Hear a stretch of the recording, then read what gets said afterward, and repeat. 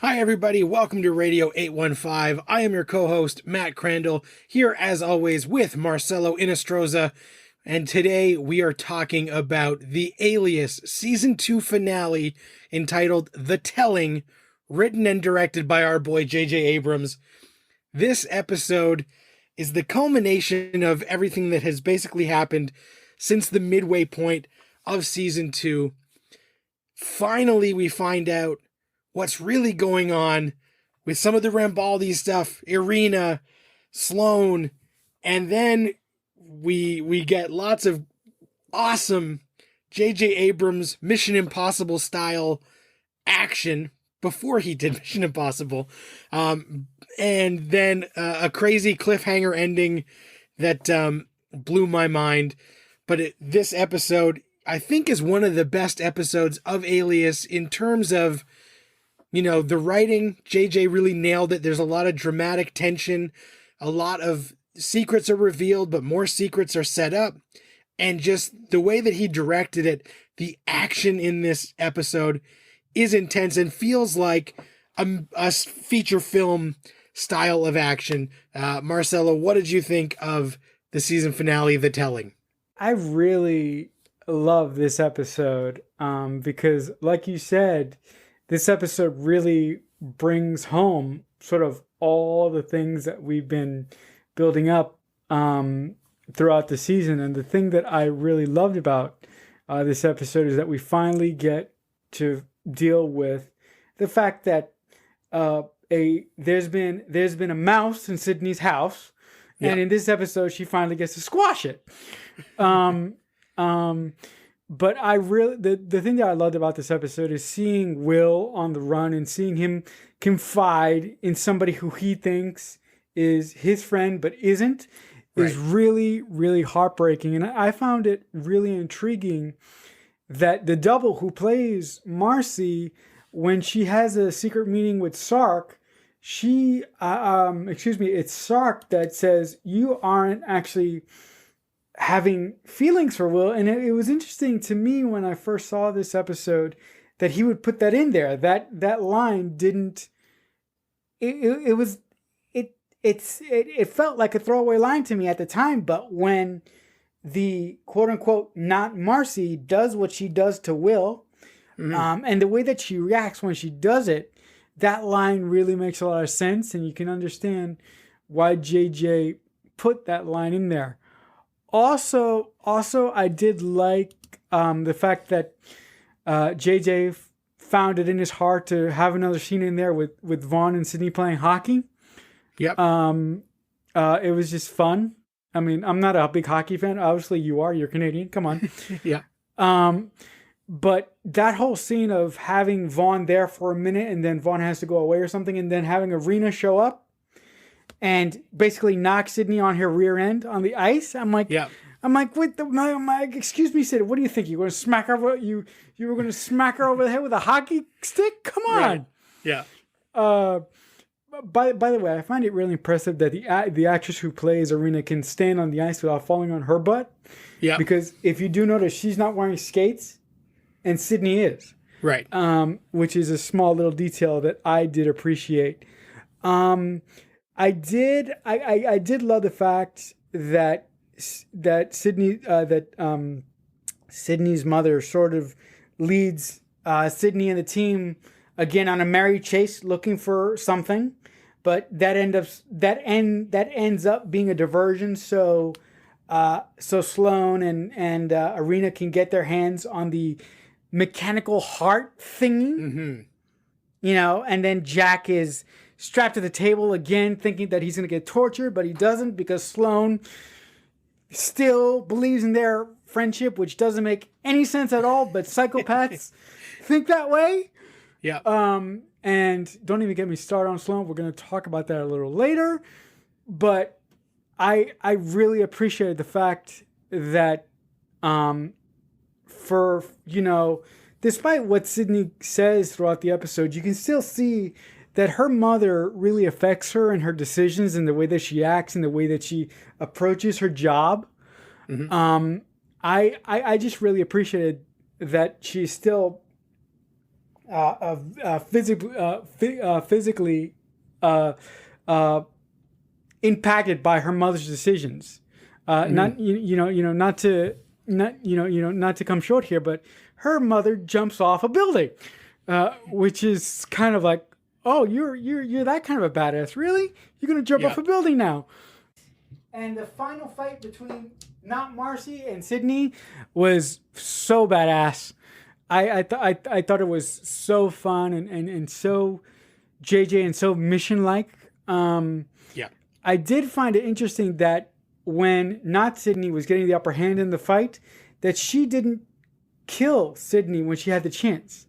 Mm-hmm. She kind of just stood there and stopped for a second, and that gave Sydney the upper hand to shoot her in the midsection. And I was like, "What are you doing? Do you want to die?" And it was, and to me, it was like she did, because she stopped when she could have killed Sydney. She stopped. And the only thing that I wonder is, because she is basically working for Sark and Irina, her orders might be like, you can't kill Sid, right? So we still aren't quite sure what lines Irina is allowing the double to cross, and I think that might be why she hesitates, because even though she's burned and Sydney has found out, ultimately she's still working under the orders of Sark and Irina, so I think that she can't kill her. No, I just like I said, I just found it so odd that throughout the course of the fight, for a large portion of the fight, she had the upper hand and then she just stops. But what you just said makes complete sense, because it's never been really explained about what. I mean, we know how Irina feels about Sydney, but we don't know if she can go that extra step to say, just kill her already. Come on, she's a pain in my ass. Just kill her already. We don't know if she can do that. And, maybe that's why she hesitated. But I tend to think that she hesitated because she obviously had feelings for Will. But that's neither here nor there. I mean, what Sydney does to her at the end is kind of shocking and sort of upsetting, because I feel that the good Marcy never really got a chance to do anything in the show. Mm-hmm. I thought that she was just there for window dressing. Yep. I thought that Will got to do so much more than she did. Yeah, it's one of the characters that, a lot of the characters on Alias that hang around eventually get their like big shining moment, and she never really did.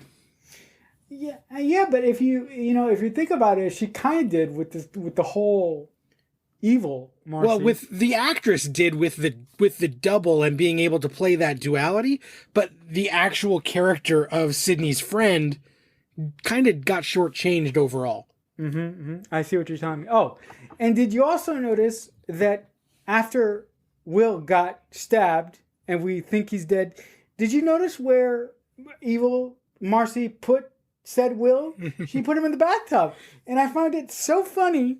I didn't laugh, but I found it so interesting that when Sydney was in the fight and she looked in the bathtub, who did she see there again? She saw Will. So I'm like, what is it with you and guys in bathtubs? Yeah. Reminiscent of Danny in the bathtub in season 1 for sure. I really liked that, they put a few similar callbacks, like these bad spies, when they kill people, they chuck them in bathtubs. That's what they do. Yeah. But I I really enjoyed this episode. I thought it was a crap load of fun. I didn't enjoy seeing our Breaking Bad assassin guy be shot. Mike Trout be shot. I didn't. Mike goes out like a bitch. Yeah, I didn't. I was like, Mike, it's Mike. He's going out. Yeah. I was like, come on, you can do. Come on, Mike. At least go out like a boss. Yeah. But I was like, fine. But now let's get to the part of the episode where I stood up and went, what the hell? Um, I, I, I, I honestly thought when she passed out, I honestly thought we were gonna pick up weeks later, you know. Mhm. But I was like, wait, she's waking up, she's engulfed in red. What the hell's going on here? And then when I found out where she was, I was like, well played, JJ. Yes, yes, you have my congratulations. That was well played. I'm like, what the hell is going on here? Yeah. And I was like, oh my God, he did it again. Yeah. I'm like, yeah, I'm digging this. I want to see what happens next. So, at the end of this episode, I was on pins and needles to find out what the hell happened and how the hell she got there. I remember Because watching this when it was on or when I got the DVDs. I can't remember which it was, but when this episode ended, I was literally screaming at the TV, like, oh my God, like what did you do to me, JJ? And then watching the next one, because the DVDs came out right as season 3 was starting, so I had taped season 3 so that when I finished this, I could just go right into season 3 on my taped tapes. And I remember being like, I gotta find out what happens right away, and just being so glad that I was able to watch the next one almost immediately. A whole summer to figure out what had happened would have been infuriating. yeah, when I saw the last frames of this episode, I can't remember a time when I was so on the hook to just go to the next episode. I mean, the last time that I was like that was when I saw the season finale for Smallville, for season 1, when, spoiler here for Smallville, but Lana gets engulfed in a tornado and the screen goes black and you're like, what the hell? Yeah. She's gonna die. So that's the last time where I remember saying, holy F, I need to see what happens next. And I had a similar reaction to what you had. And I was like, you conniving little writer guy. I mean, JJ, you got me. That every once in a while, JJ likes to pull the rug out from under the audience, which, like I said, earlier this season in episode 13, phase 1, where like they rebooted the whole show with everybody coming to the CIA and SD6 going away, felt like, a huge change. And then when this ends and everything is upended and we're not sure how that is going to affect the show, you're just like, okay, this guy also, like, he felt they were getting into a pattern, and even though it's only been 8 episodes, he did something crazy to shake it up and make the show, different again than you were thinking it was going to be. And the really great thing that this does, no spoilers, but this does something to Sydney's personal life that I was happy about. I think at this point we can definitely give spoilers, but okay, you go ahead then.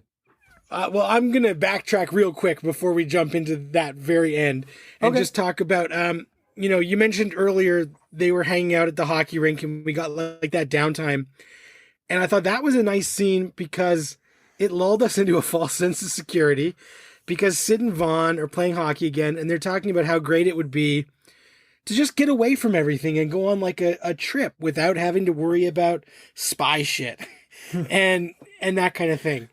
And I thought that was a nice moment right before Irina shows up and Sydney has to worry about spy shit again, where they just got to be like people for a little bit. They put everything on hold and they were looking towards the future of what it would be like to just have a normal vacation. And that, hope of maybe they could have sort of like a normal time by the end of this 45 minutes is ripped away in dramatic fashion. But I thought that, Sydney's mom shows up and we get some satisfying scenes there where, her mother did give them the DNA to identify the double. And I liked that when we identify the double, they don't have a picture right away. So we don't immediately know that it's, the roommate that's been doubled. But they bring back all that stuff Will did earlier in the season, researching Project Christmas and the children. And we find out that this person is one of the kids who was basically spy brainwashed. So I like that JJ is tying up a lot of the loose ends, or like the story threads that didn't necessarily feel important at the time, and made them more important by the end of this. And you mentioned that scene on the rooftop with the mother feels just like the rabbit's foot sequence in Mission Impossible 3, when Cruise does that, jump out of a building and parachutes at low altitude or whatever. And when Irina jumps off the building, it's like, holy shit, this is insane. And so that felt like a great spy moment. But then as Sydney finally has that big fight and confronts the double, I thought the choreography was awesome. And I love that there's a moment where Sydney literally grabs an entire kitchen drawer full of stuff and chucks the drawer at her.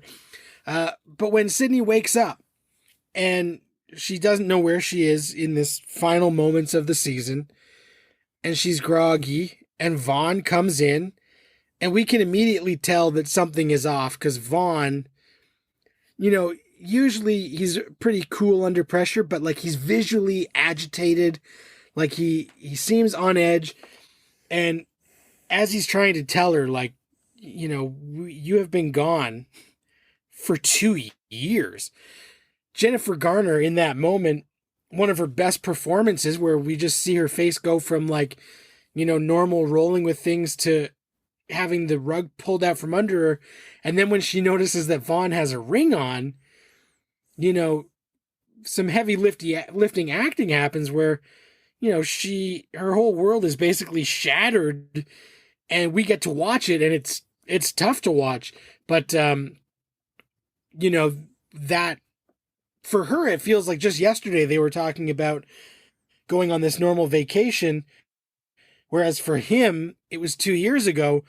And to see that look on her face as she realizes that like something has gone on that she does not know about is heartbreaking and infuriating. And all the best things that JJ does with this show, where you're having fun and then you're like, what the hell? And then you're like, oh my God. And you got to watch the next one to find out. And most people had to wait, 4 months to figure out where Sydney was and what has gone on with Vaughn and the CIA in that time. To go back, to sort of add more to your point about when Vaughn walks in and he confronts Sydney for the first time, I didn't view it as him being annoyed. I just viewed him as him trying to sort of process what was happening. Well, he doesn't even know if it's actually her, especially because of this whole doubling stuff with the Markovic device. Even though it's been destroyed, he's really on edge, like, because he can't believe that it could be her, because he thought she was dead, right? Right.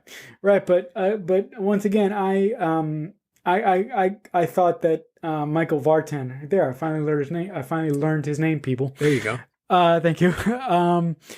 To me, he played it. It came off, to me personally, it came off as him being a little bit more confused and a little bit more cautious, to sort of walk into your point.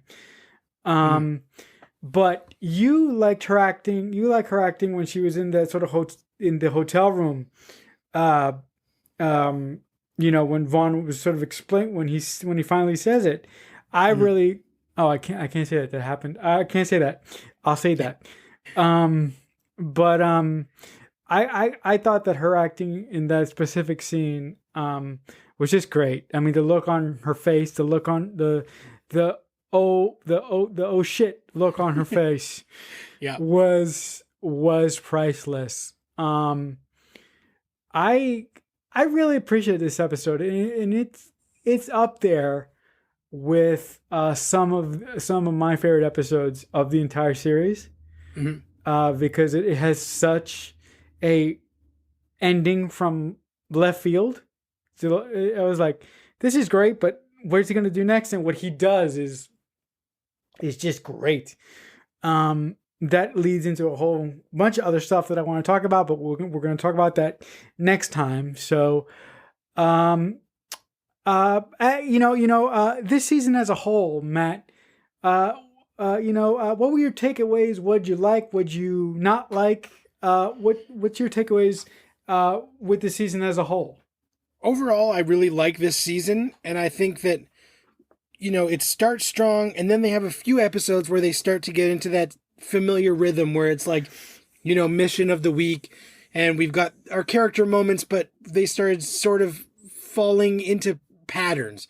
But then they give us, more of this family dynamic with Jack, Irina, and Sydney, and then they shatter our expectations midpoint, and then they really get the Rambaldi stuff going again. So that mythology, the way it weaves in and out of the story, and all of the double crossing, and then the big end.